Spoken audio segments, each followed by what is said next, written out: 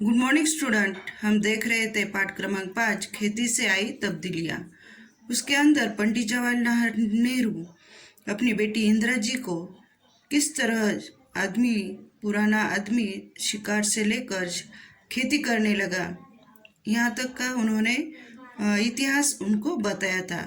आज की वीडियो में हम देखने चाहे उसके आगे का। तुम्हें मालूम है कि आजकल बैंक खुले हुए हैं जहां लोग रुपए जमा करते हैं और चेक लिखकर निकाल सकते हैं। यह रुपया कहाँ से आता है? अगर तुम गौर करो तो तुम्हें मालूम होगा कि यह अतिरिक्त रुपया है, यानी ऐसा रुपया जिसे लोगों को एक बारगी खर्च करने की जरूरत नहीं है। इसे वे बैंक में रखते हैं। अभी पुराने जमाने में रुपए भी नहीं थे। जो भी खेत में जो अनाज निकलता था, एक दूसरे को देवान घेवान के स्वरूप में वो लेते देते थे। पैसे का बिल्कुल ये नहीं था। उसके बाद जैसे जैसे पैसे रुपए निकले, उसके बाद चेक लिखकर पैसे रखने का, निकालने का और बैंक में जमा करने का काम शुरू हो गया। जो अतिरिक्त जो ज़्यादा पैसा था वो क्या करते थे, वो बैंक में रखते थे और ज़्यादा बारगी खर्च करने की जरूरत भी नहीं करते थे उस जमाने के लोग। और बैंक में इसे वे बैंक में रखते हैं। वही लोग मालदार है। जिसके पास ज़्यादा पैसा है वो कौन है? मालदार है। जिनके पास बहुत सा अतिरिक्त रुपया है और जिनके पास कुछ नहीं, वे गरीब है।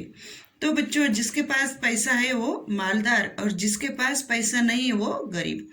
आगे तुम्हें मालूम होगा कि यह अतिरिक्त रुपया आता कहाँ से है। इसका सबब यह नहीं है कि आदमी दूसरे से ज़्यादा काम करता है और ज़्यादा कमाता है, बल्कि आजकल जो आदमी बिल्कुल काम नहीं करता, उसके पास तो बचत होती है और जो पसीना बहाता है उसे खाली हाथ रहना पड़ता है।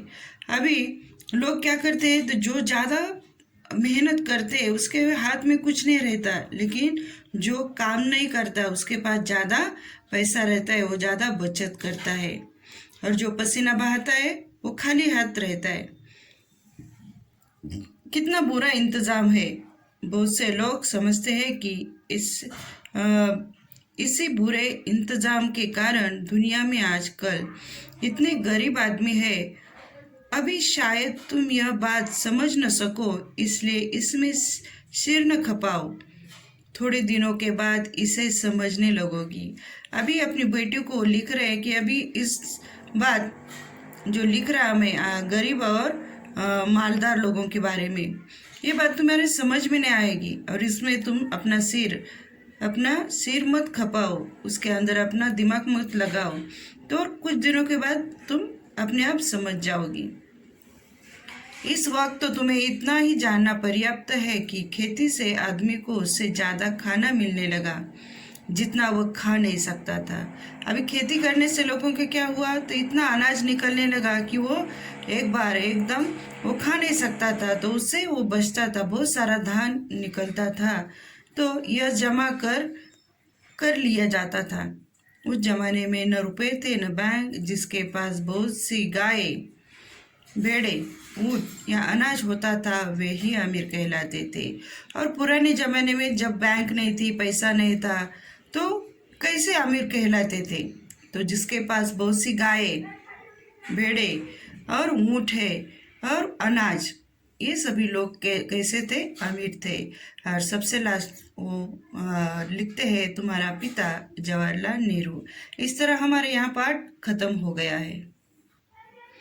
अभी नोटबुक के अंदर स्वाध्याय लिखते समय सबसे पहले पाठ का नाम और उसके लेखक कौन है उसका नाम लिखने का, उसके बाद शब्द वाटिका, मुहावरे और ये जो है सूचना के अनुसार कृतियाँ करो। प्रवाह तालिका पूर्ण करो।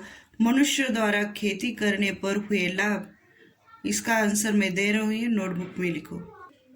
इस तरह लिखना है। प्रश्न 2 है, कारण लिखो। उसके अंदर अनाज सुरक्षित रखना प्रारंभ हुआ। मनुष्य को रोज शिकार खेलना पड़ता। दुनिया में गरीब आदमी है। लोग बैंक में रुपए रखते हैं। इसका सबका आंसर मैं दे रही हूँ।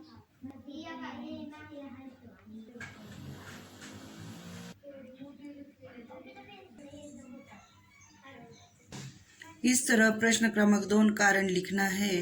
प्रश्न क्रमांक 3 है उचित जानकारी लिखो। अभी उसके अंदर है काम का विभाजन इनमें हुआ, तो काम का विभाजन मर्द और औरत के अंदर हुआ। ये बॉक्स में लिखा है, वैसा ही लिखना है। प्रश्न क्रमांक 4 है कृति पूर्ण करो। उस जमाने में उसे अमीर कहा जाता था जिसके पास क्या थे? गाय, भेड़े, ऊंट, अनाज। ये चारों चीजें जिसके पास है उसको अमीर कहा जाता था। अब भाषा बिंदु में शब्द समूह के लिए एक शब्द लिखना है। जानवरों को चराने की जो जगह रहती है उसे क्या कहते हैं? चरागाह। और जिसके पास बहुत से अतिरिक्त रुपए है वो मालदार। और उसके बाद है वाक्य शुद्ध करके लिखो। बड़े दुखी लग रहे हो, क्या हुआ? अरे रामू के बापू, घोड़े बेचकर सो रहे हो? तुम्हारे दाने कहाँ है? अभी इसके आंसर में दे रही हूँ। इस तरह उसका आंसर लिखना है। अभी उपयोजित लेखन में तंबाकू के सेवन के दुष्परिणाम पर लगभग 100 शब्दों में निबंध लिखना है। अब मैं यहाँ निबंध दे रही हूँ, ये निबंध लिखना है। अब मैंने समझा में इस लेसन के अंदर आपने लेसन पढ़ने के बाद आपके समझ में क्या आया वो लिखना है। उसके बाद स्वयं अध्ययन में पारंपरिक तथा आधुनिक कृषि प्रायोगिक का तुलनात्मक चार्ट बनाना है। पारंपरिक में पुराने जमाने की और अभी के जमाने में की ये जो खेती का जो हथियार है, जो करने का तरीका है, वो तुम्हें यहाँ तुलना देकर चार्ट बनाना है। बाय।